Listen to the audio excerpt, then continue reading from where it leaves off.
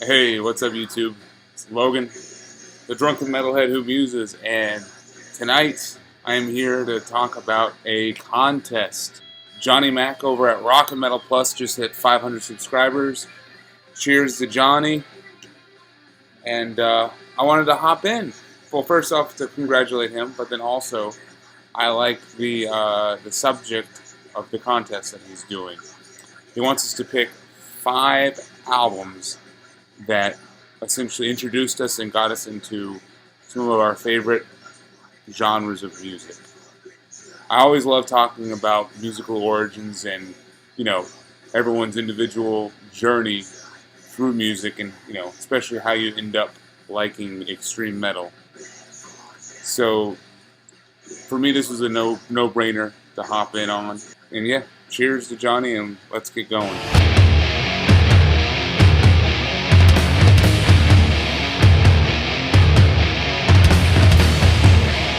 So right out the gate, I have to talk about a beer real quick. Nothing too crazy here. If there is an origin for me when it comes to drinking, I have to trace it back to probably the summer before I turned 21.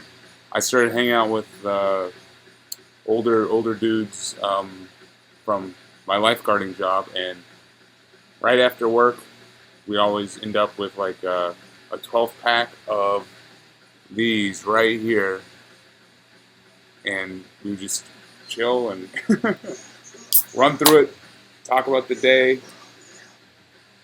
and it's definitely kind of what started me out. Is it a great beer? No. Will it get the job done? Not really. But yeah, Rolling Rock still gets my stamp of approval. And then what's in the background? I'm throwing in a bonus entry, if you will. This is the band that really got me into exploring local metal scenes and wanting to catch local shows and kind of wanting to be a part of a local scene. And I'm talking about Suppressive Fire out of Raleigh, North Carolina. So this is black and thrash in like the most savage first wave of black metal kind of way. There's definitely a lot of Bathory and Venom mixed in with that Sodom and Creator. But great stuff. This is their 2017 album, Nature of War. Now on to the actual contest. So first, kind of what got me into music. I will say I was a sheltered kid when it came to like actively seeking out music growing up. I really didn't know how for the longest time. I mean, I would always just listen to what my parents would play, and it used to be a lot of really awful country music and Christian rock. So I definitely wanted to rebel as soon as I could. So maybe that's why I am here today. It's because of that. It started with my uncle. He essentially gave me a bunch of his CDs and stuff for me to rip and kind of just start diving in. And there were 4 that he gave me that really just stood out and kind of blew me away. None of these, of course, are that exciting or amazing by, the standard of being a fan of underground music. But for a sheltered, 15-year-old who was still getting used to hearing Travis Tritt all the time, this music really blew my socks off. So the albums are Nevermind by Nirvana, What's the Story, Morning Glory by Oasis, 16 Stone by Bush, and this one, Back in Black by AC/DC. And I latched onto this one right away because of the guitar. It was exactly what I wanted.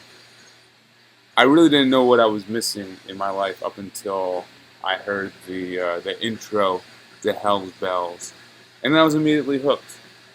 I mean, and there's some really dark parts to this album, And I think that was what I kind of gravitated towards most. Like Hell's Bells is my favorite AC/DC song, and absolutely the best part.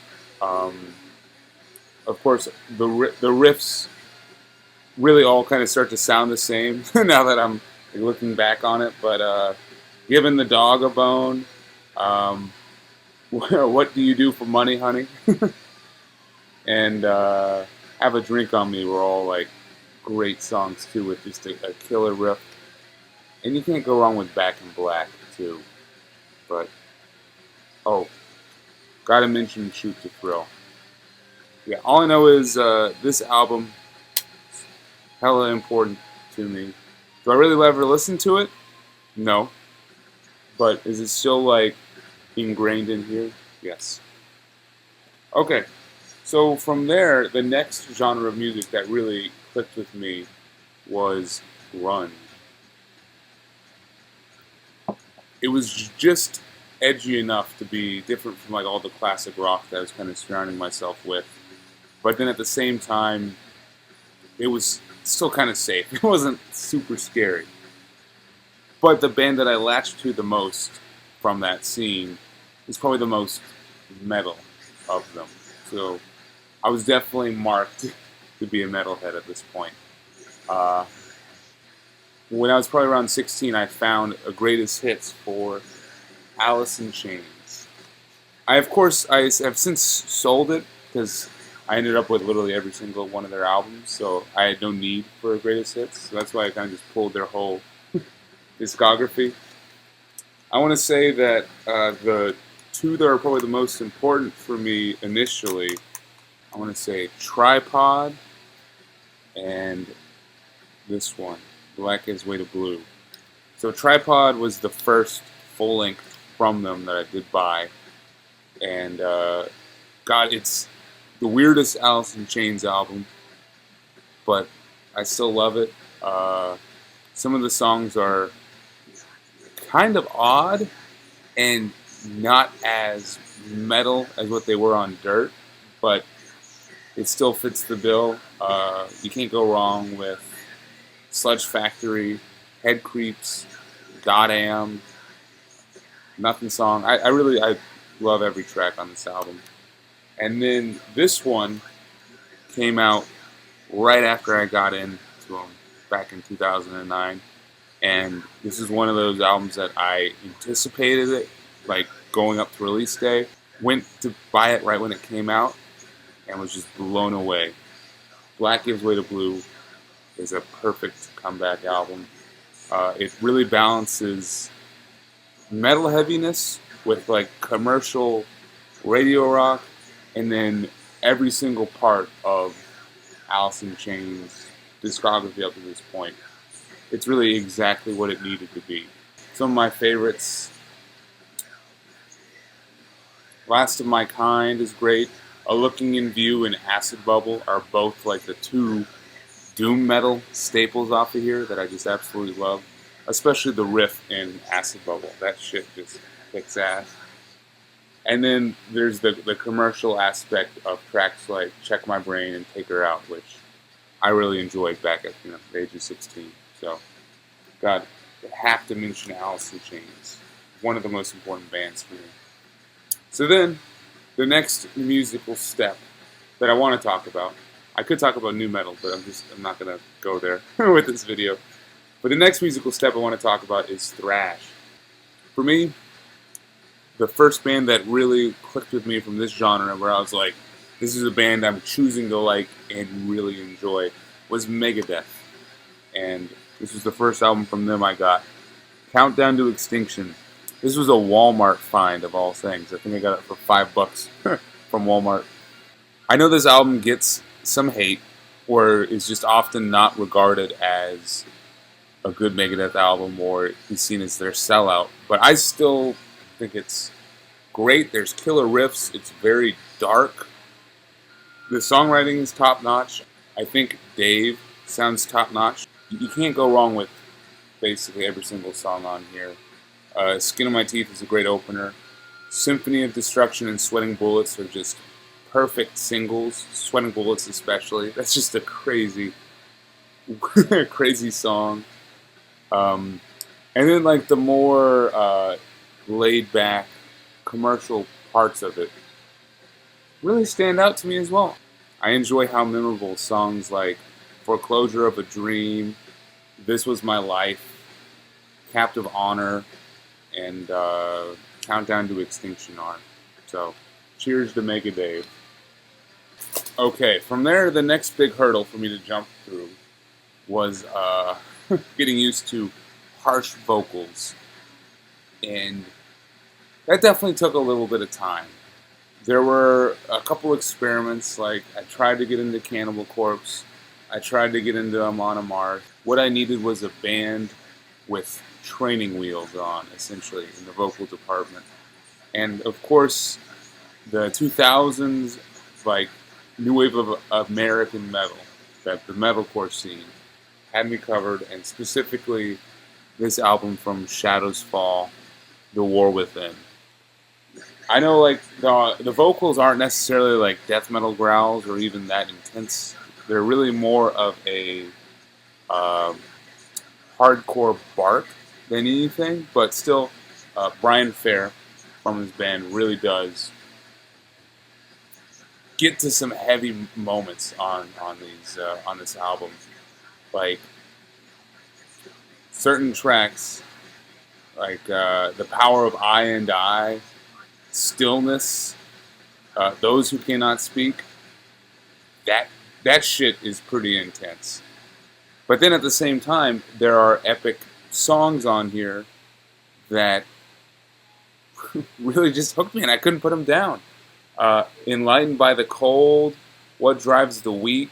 I mean, once again, his clean singing wasn't like really auto-tuned. There was still a lot of power to it, and I think that's why I was still able to enjoy it. It wasn't like fucking As I Lie Dying or Devil Wears Prada or some shit like that. Gotta love Shadows Fall. So after getting used to harsh vocals, death metal was the next thing on my radar to tackle. And this album by none other than Death really helped. Yeah, Scream Bloody Gore is what kind of did it for me. I love how quick and easy the songs were to kind of like digest. It's very simple, but just also very anthemic at the same time.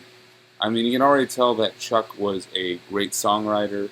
Songs like Zombie Ritual, Denial of Life, Regurgitated Guts, Evil Dead. Man, so many great songs on here. And I think the thrashy vibe of this kind of helped too. Like, for example, if I had heard Leprosy before this, I don't think it would have clicked with me, just because of how much more plodding and kind of brutal that album is. This one really does have the thrashy speed and riffs that was easier for me to catch on to. I do want to show off this pressing I have from Century Media. It's one of those where it folds out into a 4-panel book. I love how it says right there, "Drink from the goblet of gore."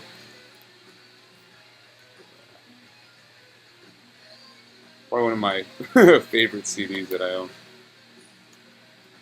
Alright, the last genre that took the longest for me to actually unlock was black metal. God, that took forever. And this album, it simultaneously helped me and didn't help me get into it. So I first found this on Picture Disc, actually, and bought it that way, and I tried to listen and digest this on Picture Disc. You can imagine that did not go over well. I'm talking about Transylvanian Hunger by Dark Throne. Holy shit, this album is just so dense, but simple at the same time. It was really an enigma for me, and really still is. Like, it's probably one of my favorite black metal albums, my favorite Dark Throne album, and it's just because a lot of it doesn't make sense with just how simple it is. It's like they took a riff per song and just made it the most dense and intense listening experience possible. I mean, the title track is absolutely iconic. Most of the other stuff is in, Norwegian, so I am not going to try to pronounce it, but it's such a unique album, and it was one that it definitely didn't click with me when I got it, but I enjoyed trying to understand it. And I think that's partially why it's become one of my favorites, and why I still give it credit for, kind of getting me into black metal. Because it was a introduction to just how anti-commercial and intentionally sucky the genre wants to be at times. And it was cool to see and get that chance to digest an album like this. So there you go. Those are the main genres and albums I want to talk about. And I know it was 6, so I snuck an extra one in there. But love talking about this stuff. Appreciate you, Johnny. And now he also mentioned do some YouTube shoutouts. I'll try and make it quick. I wanted to highlight some channels that I'm just recently discovering and kind of getting into, and want to start keeping up with more. First, this is a relatively new channel. I think started a couple months ago. Bill at the Ninth Circle. Dude, I think he's in Arizona, but super knowledgeable. More probably into like the old school scene and stuff, but I've been enjoying a lot of his videos. He did a killer Dismember ranking. And then I want to say Thor's Music Hammer. Been a cool channel I've discovered recently as well. I've been trying to keep up with. He uploads a lot, so there's currently a Dokken collection update I have to watch from him. And then we got Tony from Tainted Lord 87, a Canadian dude who is doing a lot of general collection updates and stuff, but I think we share a similar time period for music. Like, there's definitely some stuff that he has purchased that I would buy as well, that I would unapologetically add to my collection that I don't think other YouTubers would. Like, I think, for example, I saw him showing off The March by Unearth. That's a great album.